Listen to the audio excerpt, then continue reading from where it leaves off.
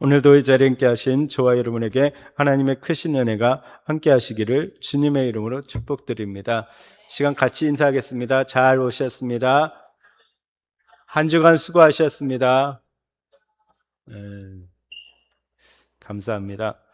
어떻게 한 주간 진짜 잘 보내셨습니까? 날씨가 너무 더워서 이게 잠자기도 진짜 쉽지 않은 그런 시기인 것 같습니다. 그래도 건강에 잘 유의하시고 우리의 건강도 유의를 해야 되고 우리의 신앙도 잘 관리를 하셔서 정말 힘 있는, 또 정말 힘 빠져서 그러지 마시고 힘 있는 신앙생활을 잘 감당하는 여러분 되시기를 주님의 이름으로 축복드립니다. 지난 금요 심야 기도회까지 우린 7월 한 달 동안 섬김에 대한 여러 가지 말씀들을 나누었습니다. 기억하시는 분들도 계시지만 또 섬김에 대해서 말씀을 나눴지까지 생각하는 분들도 있으실 겁니다. 근데 중요한 것은 무엇입니까? 우리가 진짜 마음을 다해서 서로 섬기는 것이 중요합니다. 정말 바라기는 그리스도의 마음으로 서로를 섬기는 교회 공동체가 되기를 주님의 이름으로 축복드립니다. 그래서 진짜 서로 섬길 수 있는 그런 모습이 되기를 바랍니다. 이제 8월 한 달은 강한 공동체, 좀 다른 말로 하면 뿌리 깊은 공동체 세우기라는 주제로 말씀을 나누기를 원합니다.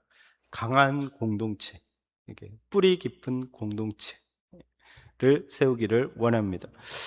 이 공동체라는 말에는 함께라는 뜻과 몸이라는 뜻이 합쳐져 있습니다. 그러니까 공동이라는 말과 몸체라는 그 말이 합쳐진 것입니다. 그러니까 공동체라고 이야기하는 것은 서로 다양한 사람들이 모여서 하나의 몸으로 살아가는 유기적 모임. 그러니까 유기적 모임이라는 것은 너와 내가 떨어져 있는 것이 아니라 연결되어 있는 거예요. 내가 아프면 걔도 아프고, 저기가 아프면 나도 아프고, 이렇게 서로 연결되어 있는 유기적 모임을 공동체라고 말합니다. 우리가 잘 아시는 것처럼 바울은 고린도전서 12장에서 이것을 몸과 지체로 비유하고 있습니다.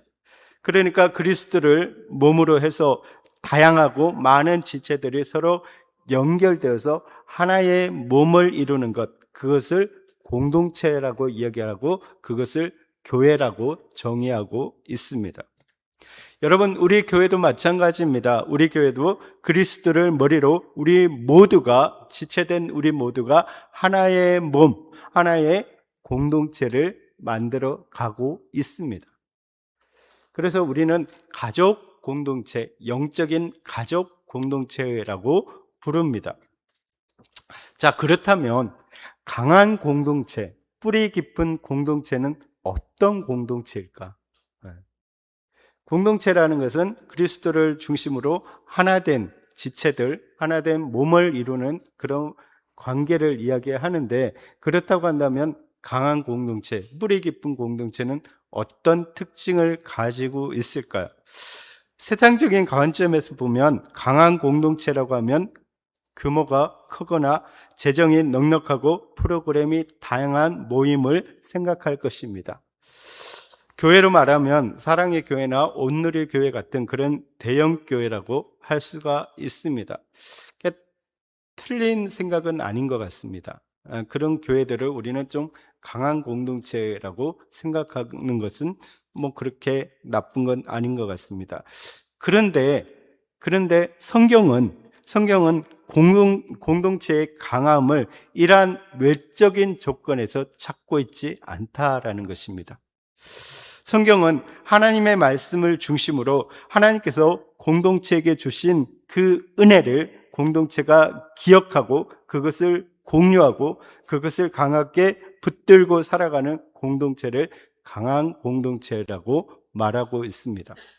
다시 한번, 성경은 하나님의 말씀을 중심으로 하나님께서 공동체에게 주신 은혜를 공동체가 함께 기억하고 그것을 공유하면서 강하게 붙들고 살아가는 공동체를 강한 공동체라고 말씀하고 있습니다. 우리가 몸과 지체에 비유해서 우리가 이야기할 때 몸과 지체를 연결하는 것이 무엇일까요? 그러니까 우리와 뼈와 우리의 신경, 그러니까 우리의 머리를 연결하는 것이 신경입니다. 신경. 그죠? 그러니까 성경에서 이 신경은 성령을 이야기합니다. 그러니까 머리 대신 예수 그리스도와 모든 지체가 연결시키고 있는 것은 성령입니다. 성령이 강하게 역사해서 강하게 붙드는 공동체가 바로 강한 공동체가 된다라는 것입니다. 근데 우리가 지금 강한 공동체라고 이야기할 때 어떤 중심에서 하나님의 은혜를 기억하고 그것을 공유하고 그것을 붙잡고 살아가는 것, 그것이 강한 공동체의 특징이라고 말할 수가 있습니다. 근데 우리가 역사를 보면 오래 지속되는 공동체에는 공통점이 있습니다. 공통점.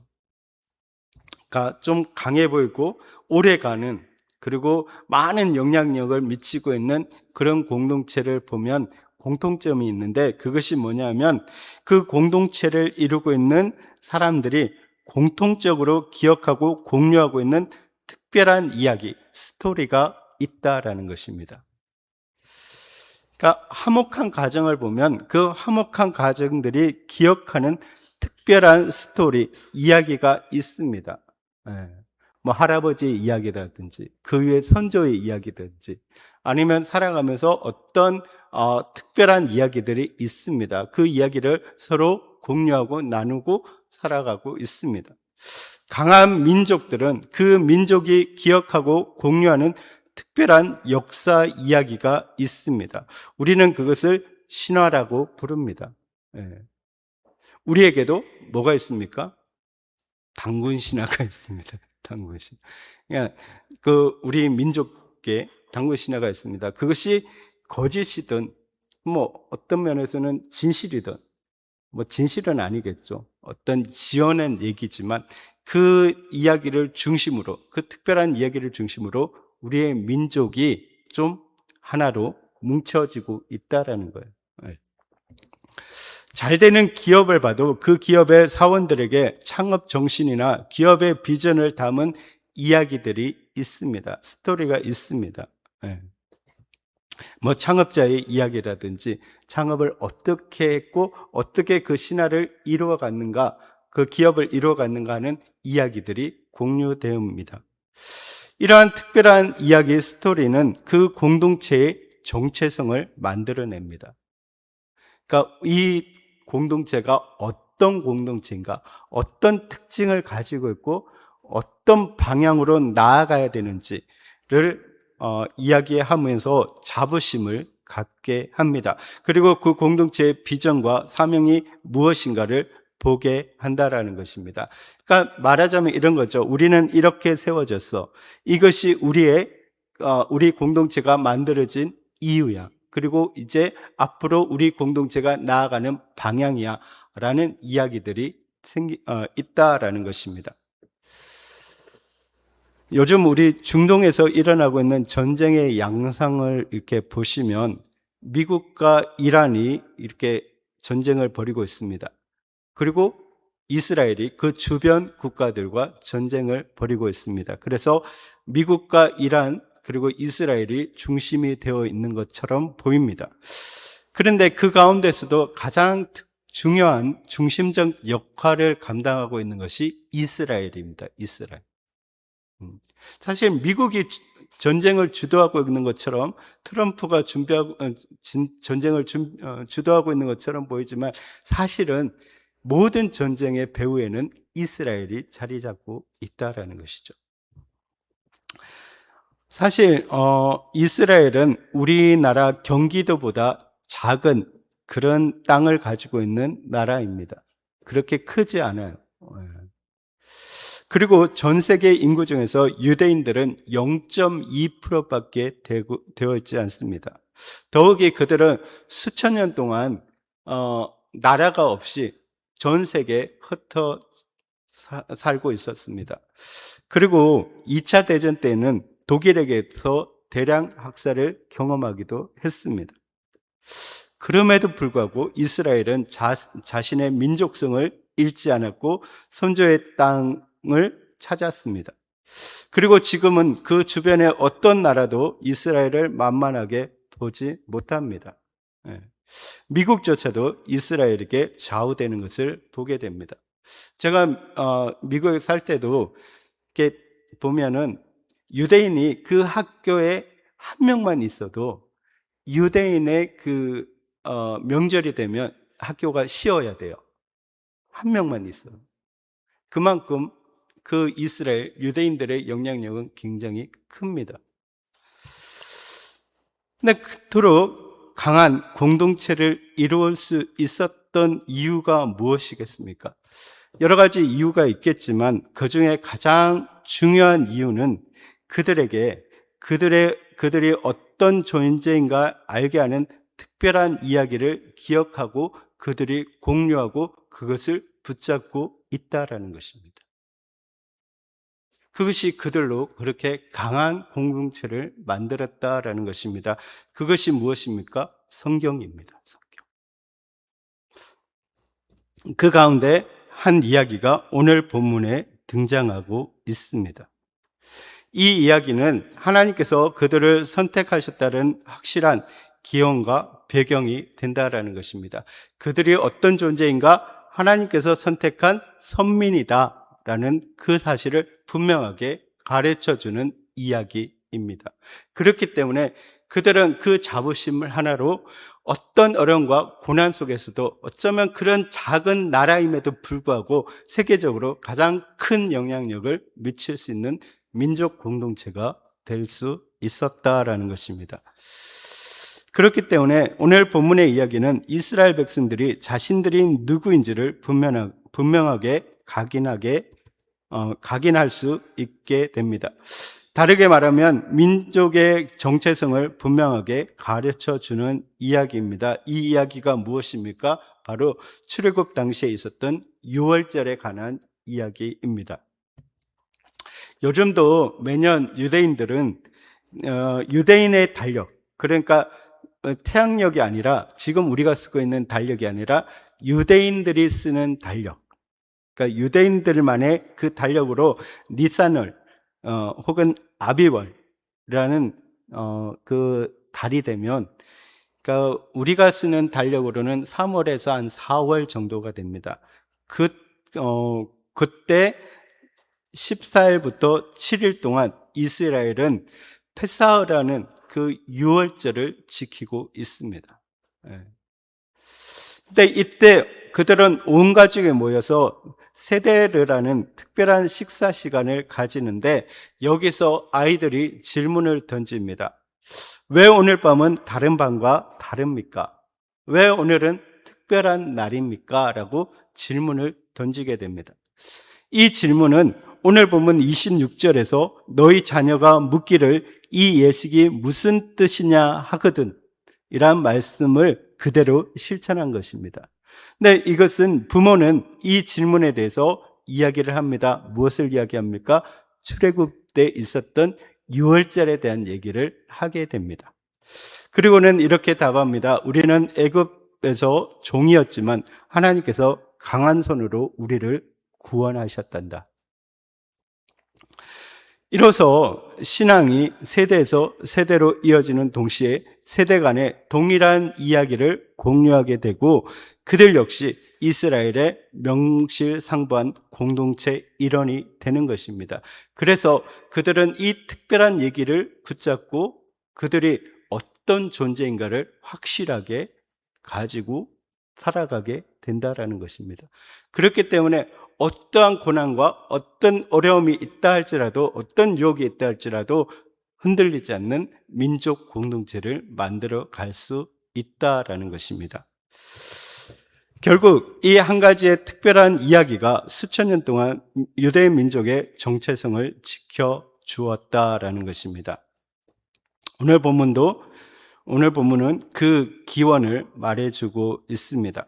사실 출애굽기 12장 전체가 유월절에 대한 얘기를 말해주고 있습니다. 하나님께서는 출애굽이라는 놀라운 구원의 사건이 일회성의 감동으로 그치지 않고 이스라엘 공동체의 정체성이 되도록 유월절을 영원한 규례로 지킬 것을 명령하셨습니다. 왜 그렇습니까? 우리가 앞에서도 말씀드렸지만 공동체는 기억하는 만큼 강해지기 때문이라는 거예요. 여러분, 우리도 하나님의 은혜를 기억하는 것만큼 우리의 신앙이 강해진다라는 것을 기억해야 된다라는 것이죠. 근데 오늘 본문의 말씀을 통해서 우리는 하나님께서 원하시는 강한 공동체, 곧 유월절을 지키는 공동체의 특징을 우리가 생각해 보려고 합니다. 먼저 유월절을 지키는 공동체는 구원의 은혜를 기억하는 것입니다. 24절에서 25절입니다. 보시면 하나님께서는 이스라엘 백성들이 유월절의 사건을 기억하여 그것을 절기의 규례로 삼아서 영원히 지킬 것을 명령하고 있습니다. 여러분, 우리가 절기를 지키는 이유가 무엇입니까? 그 절기를 기억하기 위해서입니다. 여러분, 우리가 3일절을 지키는 이유가 무엇입니까? 3일절을 기억하기 위해서. 그 3일절의 정신과 그 3일절의 그 일들을 우리가 기억함으로 앞으로 우리가 어떤 방향으로 나아가야 되는지 생각하는 것입니다. 그러니까 기억하라라는 것이죠. 아시는 것처럼 유월절은 하나님께서 이스라엘에게 주신 구원을 기념하는 절기입니다. 애굽을 향한 10가지 재앙 중에 마지막 10번째 재앙이 임하는 날에 애굽에는 장자를 죽이는 심판이 임했습니다. 그러나 이스라엘 백성들은 하나님께서 주신 명령에 따라서 어린 양을 잡아먹고 어린 양을 피를 문설주에 발랐습니다. 그때 죽음의 천사가 그것을 지나가게 됩니다. 그래서 이것을 유월이라고 이야기를 합니다. 넘어갔다라는 것이죠. 그러니까 그것이 바로 유월절입니다. 사실 심판이 이스라엘 백성들의 집을 넘어간 이유는 그들이 선해서도 아니고 의로웠어도 아니고 강했어도 아닙니다. 오직 어린 양의 피가 거기에 발라져 있었기 때문이라는 것이죠. 그것은 하나님의 전적인 은혜였다라는 것입니다. 그래서 하나님께서는 이 은혜를 절대로 잊지 말라라고 하셨다라는 것입니다. 여러분, 왜 하나님은 계속해서 그 은혜를 잊지 말라라고 말씀을 하십니까? 우리는 은혜보다 환경을 더 오래 기억하는 경향이 있기 때문입니다. 이스라엘 백성들은 홍해를 건넜습니다. 그 홍해를 건넌 것은 하나님의 은혜였습니다. 그죠? 하나님께서 물을 가르셨습니다. 그래서 그들이 건너갔습니다. 근데 홍해를 건넌 지 얼마 되지 않아서 그들은 무엇 때문에? 물이 없다는 이유로 하나님을 원망했습니다. 여러분 생각해 보십시오. 그 어마어마한 역사를 그들이 지켜봤습니다. 경험했습니다. 그죠? 근데 얼마 되지 않아서 물이 없는 환경 때문에 하나님을 원망했습니다. 그 전에 홍해를 가른 은혜는 잊어버렸다. 여러분, 우리는 어떻습니까? 우리도 마찬가지입니다. 우리는 날마다 하나님의 은혜라고 고백을 합니다. 하나님의 은혜 때문에 살았고, 하나님의 은혜 때문에 지금까지 왔고, 하나님의 은혜 때문에 이렇게 살아가고 있습니다라고 고백을 합니다. 그런데 우리가 또 어려운 환경이 되면 우리는 그 은혜를 잊어버리고 뭐합니까? 원망합니다. 그렇기 때문에 하나님은 우리에게 뭐 하라고 합니까? 은혜를 기억하라고 합니다. 그 스토리, 그 구원의 은혜를, 이야기를 여러분 잊지 말라라고 말씀하고 있는 것입니다. 여러분, 구원의 은혜를 잊어버리는 순간 공동체는 무너지기 시작합니다. 공동체는 약해지기 시작합니다. 이것은 곧 유월절을 지키는 공동체는 구원의 은혜를 기억하는 공동체, 그래서 강하고 뿌리 깊은 공동체가 된다는 것을 말해주고 있습니다. 여러분, 교회도 마찬가지입니다. 교회의 출발점은 어디입니까? 프로그램이 아닙니다. 사실 예배도 아닙니다. 사역도 아닙니다. 여러분, 교회의 시작은 예수 그리스도의 십자가의 은혜인 줄 믿습니다. 우리가 여기에 모여 있는 이유가 무엇입니까? 그 은혜가 너무나 크기 때문입니다. 우리가 예배드리는 이유가 무엇입니까? 그 하나님의 은혜가 크기 때문입니다. 그런데 그 은혜를 잊어버리신다면, 그 은혜를 기억하지 못한다면, 우리는 결국은 이 공동체는 약해질 수밖에 없다라는 것입니다.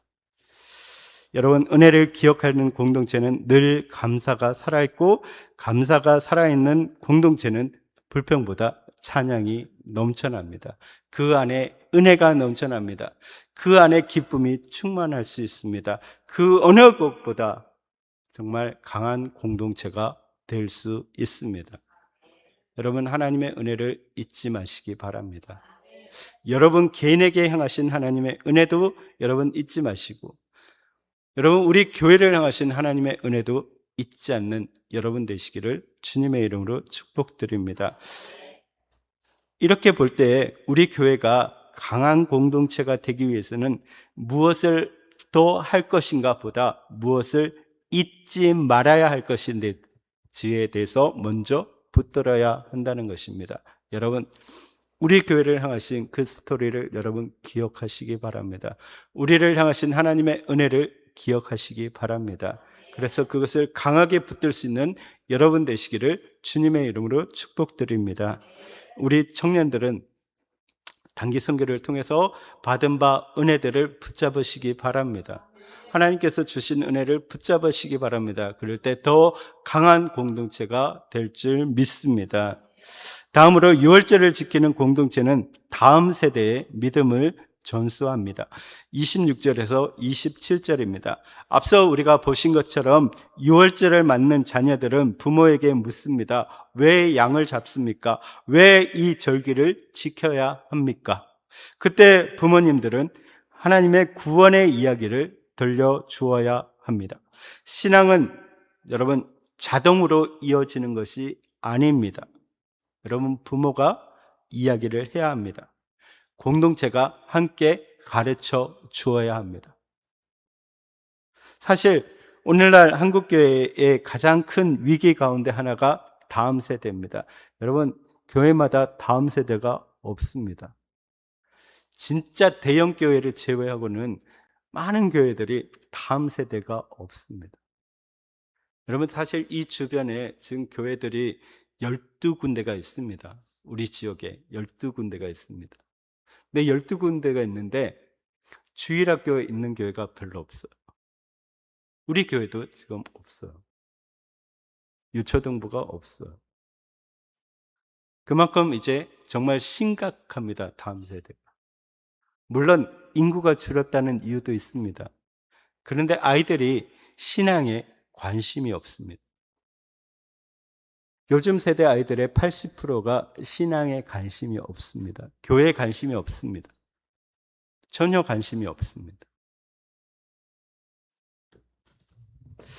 여러분, 우리가 자녀들에게 공부는 시킵니다. 학원 가라고 합니다. 공부 열심히 하라고 합니다. 멱살 잡고 합니다. 근데 여러분, 신앙은 어떻습니까? 신앙은 어떻습니까?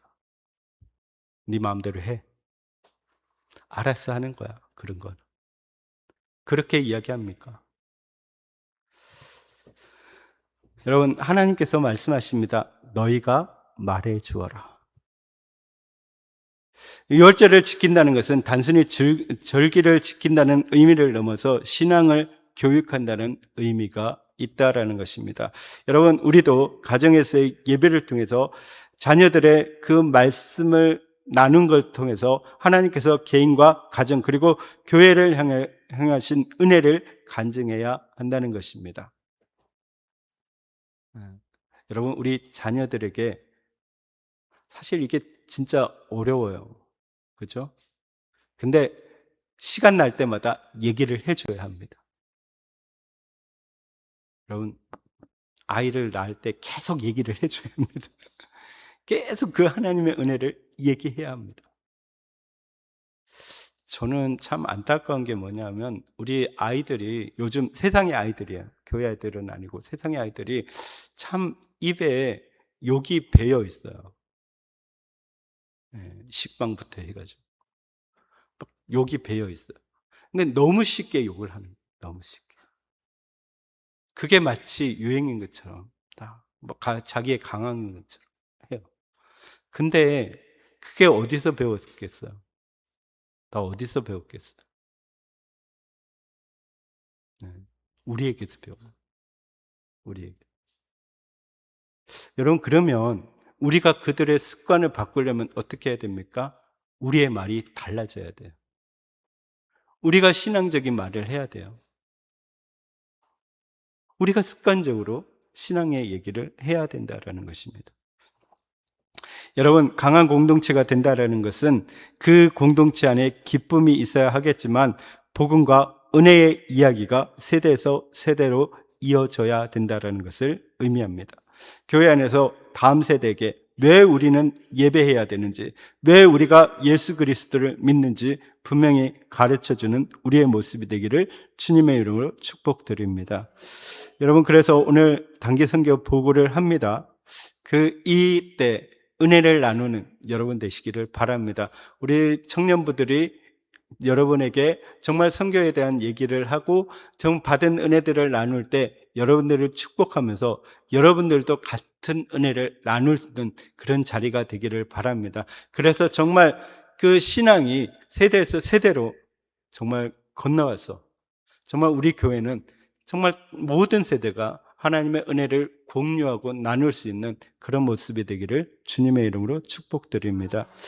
마지막으로 유월절을 지키는 공동체는 말씀에 함께 순종한다는 것입니다. 28절을 보시면 이스라엘 자손들은 하나님께서 말씀하실 때 가서 그대로 행했습니다. 그들은 하나님의 말씀이 전해졌을 때 계산하지 않았습니다.